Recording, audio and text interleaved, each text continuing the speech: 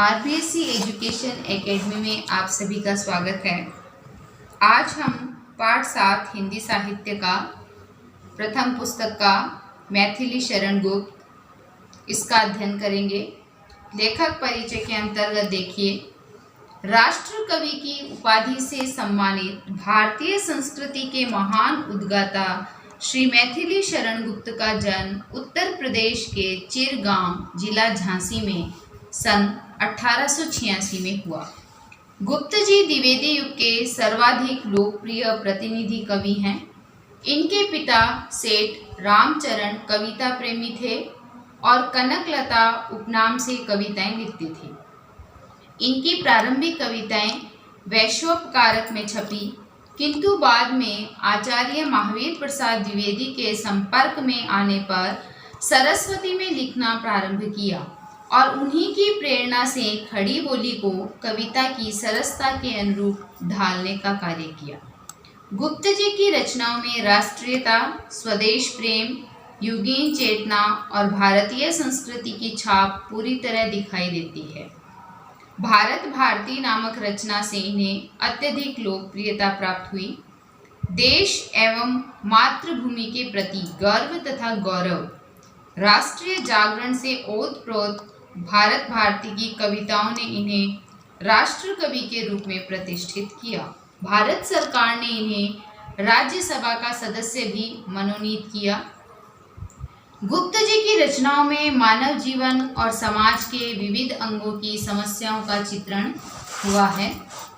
उनमें भारतीय संस्कृति की प्राचीनता के प्रति पूज्य भाव हैं और नए परिवर्तन के प्रति भी तीव्र उत्साह है। द्विवेदी युगीन आदर्शवादी नैतिकता, पवित्रता, पौराणिक आख्यानों की तर्कसंगत व्याख्या एवं समसामयिक राष्ट्रीय हलचलों की तीव्र गूंज उनके काव्य में है। वे सामाजिक उत्पीड़न, राजनीतिक दास्तां तथा धार्मिक संकीर्णता के विरोधी हैं। उन्हें भारतीय सांस्कृतिक नवजागरण का कवि कहा जाता है। गुप्त जी ने खंड काव्य, प्रबंध काव्य, नाटक एवं अनुदित काव्य आदि विधाओं में लिखा है। इनकी रचनाओं में भारत भारती, जयद्रथ वध, पंचवटी, गुरुकुल, झंकार, साकेत, यशोधरा, द्वापर, जय भारत, सिद्धराज, विष्णुप्रिया आदि विशेष उल्लेखनीय हैं। साकेत महाकाव्य ने गुप्त जी को कीर्ति के शिखर पर पहुंचाया, जिसमें राम के पावन चरित्र को आधुनिक परिवेश में चित्रित करते हुए उपेक्षिता उर्मिला के चरित्र को त्यागमयी नारी के रूप में चित्रित किया गया है। पाठ परिचय देखिए। प्रस्तुत संकलन गुप्त जी के प्रसिद्ध काव्य यशोधरा से संकलित किया गया है। यशोधरा में गौतम बुद्ध के राजगृह को त्याग कर चले जाने के पश्चात उनकी पत्नी यशोधरा के हृदय में उत्पन्न भावों का मार्मिक एवं मनोवैज्ञानिक चित्रण है। गौतम बुद्ध अपनी पत्नी यशोधरा एवं पुत्र राहुल को सोता हुआ छोड़कर चले जाते हैं। प्रातःकाल होने पर यशोधरा को जब पता लगता है तो वह आत्मग्लानि से भरकर वेदना प्रकट करती है। उसे इस बात का अधिक दुख है कि उसके पति उसे बिना बताए चले गए। वह कहती है कि ऐसा करके उन्होंने संभवतः हम क्षत्राणी नारियों को समझने में भूल कर दी है। हम क्षत्राणी नारियां देश की रक्षा के लिए अपने पतियों को खुशी खुशी रण क्षेत्र में भेज देती हैं। फिर वे तो जगत कल्याण हेतु सिद्धि प्राप्त करने के लिए गए हैं। इस संकलन में यशोधरा की सहज नारीगत वेदना, शोक मतलब दुख, संताप के साथ साथ उसके मातृत्व और वात्सल्य का भी प्रभावशाली अंकन है। दूसरी कविता है इनकी भारत की श्रेष्ठता। काव्यांश गुप्त जी के प्रसिद्ध काव्य भारत भारती से लिया गया है, जिसमें उन्होंने पराधीनता और निराशा में डूबी भारतीय जनता को जागृत होने का आह्वान किया है। भारत भारती राष्ट्रीयता की उद्घोषक रचना है। राष्ट्रीय आंदोलन के समय इस रचना को अत्यधिक लोकप्रियता प्राप्त हुई। प्रस्तुत अंश में गुप्त जी ने भारतवर्ष के गौरवमय अतीत का वर्णन किया है। प्राकृतिक वैभव से समृद्ध भारत भूमि ऋषियों महर्षियों की भूमि रही है। इस भूमि पर अनेक वीर ऋषि मुनि, दानी और चिंतकों ने जन्म लिया है। भारत भूमि संसार के संपूर्ण देशों में सिरमौर है, यानी सबसे सर्वोच्च है। यह वह पुण्य भूमि है जिसके निवासी समस्त विद्याओं एवं कला कौशल के प्रथम आचार्य रहे हैं। ऐसे महान मानवों की संतति होकर भी दुर्गति को प्राप्त हो रहे हैं हम आज। तो इसमें देखो, यशोधरा से जो संकलित अंश है उसके अंतर्गत पहला पद देखिए, सिद्धि हेतु स्वामी गए यह गौरव की बात, पर चोरी चोरी गए यही बड़ा व्याघात। सखी वे मुझसे कहकर जाते, कह तो क्या मुझको वे अपनी पथ बाधा ही पाते। मुझको बहुत उन्होंने माना, फिर भी क्या पूरा पहचाना। मैंने मुख्य उसी को जाना, जो वे मन में लाते, सखी वे मुझसे कहकर जाते। यानी इसके अंतर्गत देखो, जो सिद्धि है तो सिद्धि का जो शब्दार्थ है वो सफलता होता है। व्याघात, व्याघात मतलब चोट या कोई कष्टदायी। पथ बाधा होती है मार्ग की रुकावट, मुझको यानी मुझे, पहचाना यानी पहचान लिया। तो इसके अंतर्गत आप देखिए कि जब हम इसका सह प्रसंग लिखते हैं तो हम लिखेंगे, प्रस्तुत अवतरण हमारी कक्षा 12 हिंदी साहित्य की प्रथम पुस्तक सरयू के प्रथम भाग के पाठ 7 मैथिली शरण द्वारा रचित यशोधरा काव्य से संकलित है। इसके अंतर्गत प्रियतम सिद्धार्थ की चुपचाप सिद्धि प्राप्त करने के लिए घर छोड़ने पर जो यशोधरा को वेदना की अनुभूति हुई है उसके बारे में, और वह अपने मनोभाव व्यक्त करती है कि यदि मेरे प्रियतम मुझसे पूछ कर जाते तो कितना अच्छा होता। इस अंश के अंतर्गत यशोधरा के इसी कथन का चित्रण किया गया है। ध्यानपूर्वक देखिएगा आप। इसमें है, सिद्धि हेतु स्वामी गए यह गौरव की बात, पर चोरी चोरी गए यही बड़ा व्याघात। इसके अंतर्गत यशोधरा वेदना पूर्वक कहती है कि हे सखी, मेरे स्वामी सिद्धि प्राप्त करने के लिए गए, यह मेरे लिए बहुत ही गौरव की बात है, पर चोरी चोरी गए यही बड़ा व्याघात। परंतु वे मुझसे बिना कुछ कहे चुपचाप चले गए, यह मेरे लिए बुरा है और मुझे दुख देने वाला लग रहा है। सखी वे मुझसे कहकर जाते, कह तो क्या मुझको वे अपनी पथ बाधा ही पाते। हे सखी, यदि वे मुझसे कहकर जाते, मुझे बताकर या पूछकर जाते, तो क्या वे मुझको अपने पथ में बाधक पाते, क्या मैं उन्हें रोक लेती। कहने का मतलब ये है कि यदि मुझे कहकर जाते तो मैं उनके मार्ग में किसी भी प्रकार की बाधा नहीं डालती। मुझको बहुत उन्होंने माना, फिर भी क्या पूरा पहचाना। यानी मेरे प्रियतम जो हैं उन्होंने मुझे बहुत मान सम्मान दिया, फिर भी मेरी जो हृदयगत भावनाएं हैं वो नहीं पहचान सके। कहने का अभिप्राय यह है कि वो मुझे सही तरीके से नहीं जान पाए, उन्होंने मुझे नहीं पहचाना।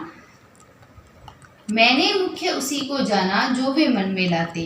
आगे कवि कह रहे हैं यशोधरा के रूप में कि जबकि मैं उसी बात को प्रधानता देती रही जो अपने मन में वे लाते थे। मतलब कहने का अभिप्राय है कि जो भी बात वो अपने मन में लाते, मैं चुपचाप बिना कुछ कहे उनकी बात को मान लेती। सखी वे मुझसे कहकर जाते, और वो कह रहे हैं कि मेरे मन के अंतर्गत इसी बात का दुख है कि वो बिना बताए ही चुपचाप चले गए हैं और उन्होंने ऐसा करके अच्छा नहीं किया। आगे देखो,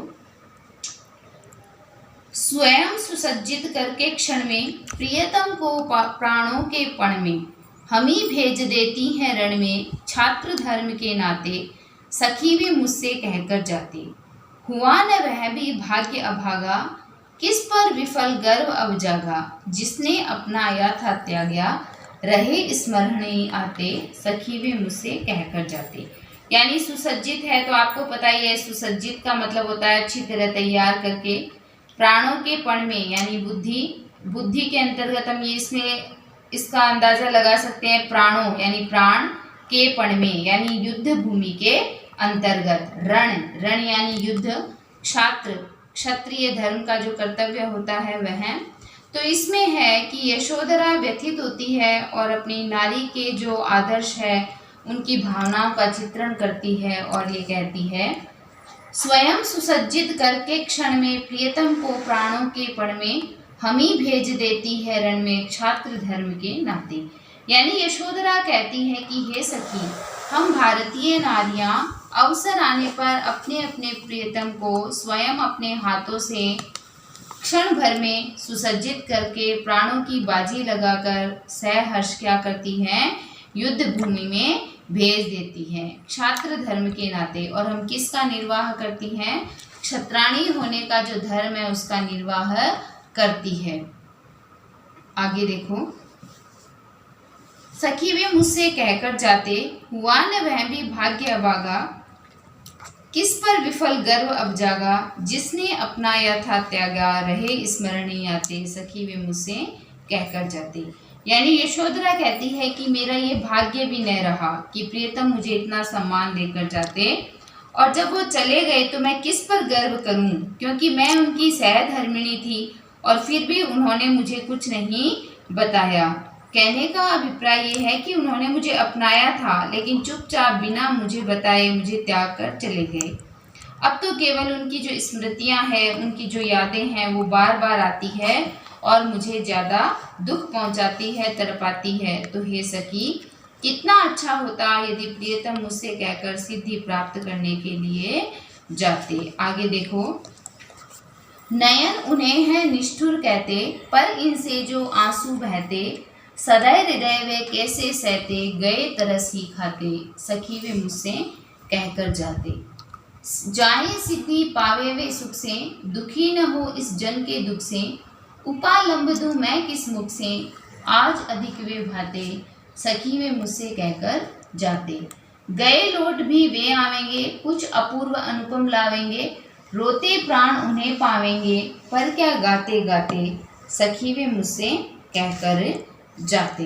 इसके अंतर्गत आप देखिएगा, नयन उन्हें है निष्ठुर कहते। अब आपको पता है कि निष्ठुर क्या होता है, निष्ठुर होता है निर्दयी, और सदय यानी दया से युक्त। उपालंब होता है जब हम किसी को उलाहना देते हैं, भाते यानी अच्छा लगता, अपूर्व अद्वितीय होता है, अनुपम अनोखा होता है, और रोते प्राण है वो हमारा व्यथित हृदय होता है।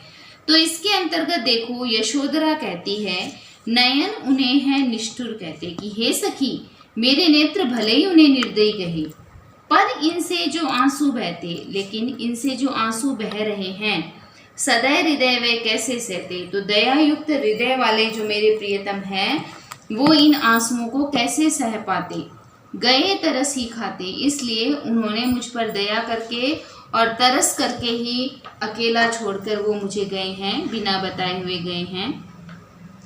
आगे वो ये कह रही हैं, जाए सिद्धि पावे वे सुख से, दुखी न हो इस जन के दुख से। आगे वो कहती है कि भले ही प्रियतम चुपचाप चले गए हों तो सरलता से अपनी सिद्धि को प्राप्त कर ले, और मेरे लिए जरा भी दुख उनको न हो, और मेरी जो व्यथा है उनसे वो विचलित न हो। उपालंब दूं मैं किस मुख से, कि अब मैं किस मुख से उन्हें उलाहना दूं, आज अधिक वे भाते। क्योंकि जब उन्होंने मुझे पूछा तक नहीं तो फिर मैं कैसे उलाहना दूं, और आज जब वो मुझे छोड़कर गए हैं तो मुझे वो और अधिक अच्छे लगने लग गए हैं, और मैं उनका गुणगान करती रहती हूँ। सखी वे मुझसे कहकर जाते कि हे सखी, यदि वो मुझसे कहकर जाते तो अच्छा होता।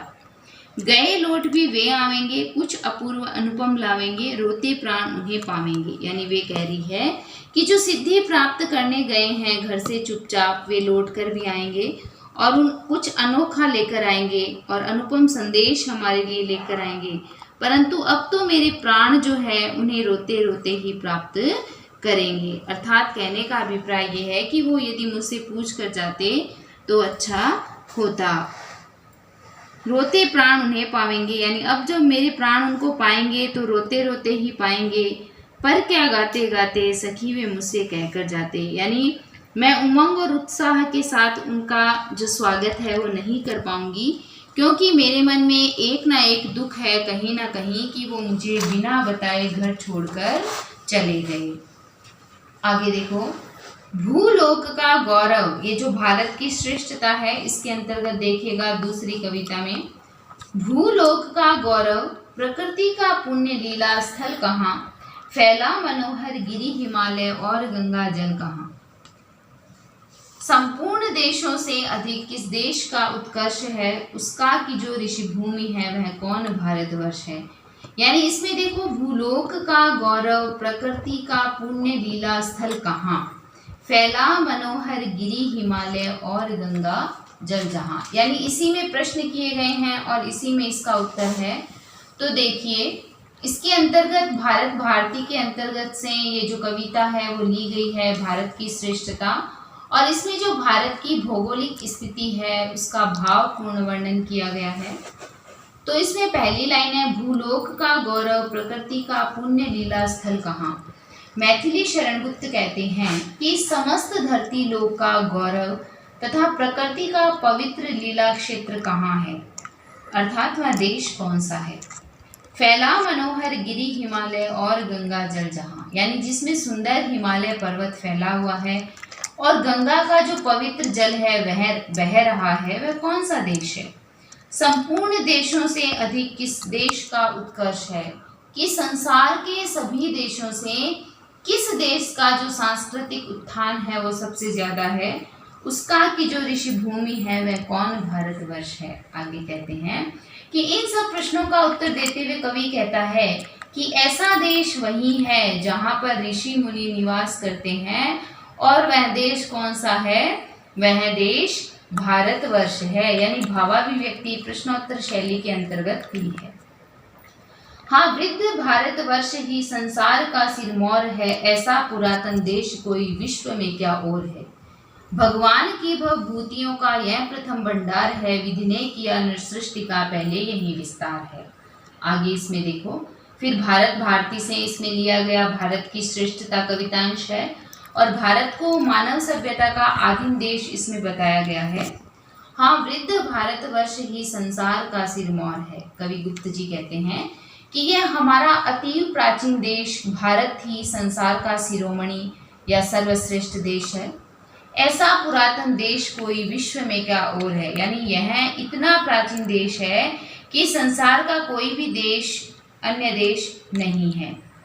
भगवान की भवभूतियों का यह प्रथम भंडार है कि ईश्वर ने इस धरती पर जितने भी वैभव प्रदान किए हैं उन सभी का प्रथम भंडार भारतवर्ष है। कहने का अभिप्राय यह है कि सारे धन, वैभव, सुख, ऐश्वर्य का भारत ही प्रथम देश रहा है। विधि ने किया नृसृष्टि का पहले यही विस्तार है। यानी विधाता ने भी सर्वप्रथम यहीं पर मानव की रचना कर मानव सभ्यता का विस्तार किया था। अर्थात भारत मानव सभ्यता का सबसे प्राचीन देश है और यहीं से मानव सभ्यता का विकास हुआ है। यह पुण्य भूमि प्रसिद्ध है, इसके निवासी आर्य है। विद्या, कला, कौशल सबके जो प्रथम आचार्य हैं। संतान उनकी आज यद्यपि हम अधोगति में पड़े, पर चिन्ह उनकी उच्चता के आज भी है कुछ खड़े। यह पुण्य भूमि प्रसिद्ध है, इसके निवासी आर्य हैं। इसमें जो कवि ने प्राधीनता काल की स्थितियों का वर्णन किया है उसके बारे में देखिए कि कवि कहता है कि यह भारत की भूमि अति पुण्य एवं प्रसिद्ध है तथा इस पर निवास करने वाले लोग आर्यों की संतान है। विद्या, कला, कौशल सबके जो प्रथम आचार्य हैं। यानी ये सभ्य जाति के हैं और ये समस्त विद्याओं और समस्त कलाओं के प्रथम आचार्य हैं। संतान उनकी आज यद्यपि हम अधोगति पड़े। कहने का अभिप्राय यह है कि आज ये जो भारत देश है और यहाँ इनकी जो संतान है ये आज पतन की दिशा में पड़े हुए हैं, पर चिन्ह उनकी उच्चता के आज भी है कुछ खड़े। इस तरह अधोगति में रहने पर भी कुछ ऐसे लक्षण है, पर चिन्ह यानी कुछ ऐसे लक्षण है, कुछ ऐसी विशेषताएं हैं जिनसे आज भी हम आदर्शों से संपन्न हैं। कहने का अभिप्राय यह है कि जो पराधीनता है, जो अवनति है, उसकी स्थिति में रहते हुए भी भारत के लोग जो है वो उच्चता के अनेक गुणों को धारण किए हुए हैं। तो इस प्रकार देखो, आज हमने मैथिली शरण गुप्त द्वारा रचित यशोधरा और भारत की श्रेष्ठता कविता का अध्ययन किया है। कल हम अपने नए वीडियो के साथ आपके समक्ष फिर उपस्थित होंगे और उस क्लास का, उस वीडियो का नाम है सूर्यकांत त्रिपाठी निराला।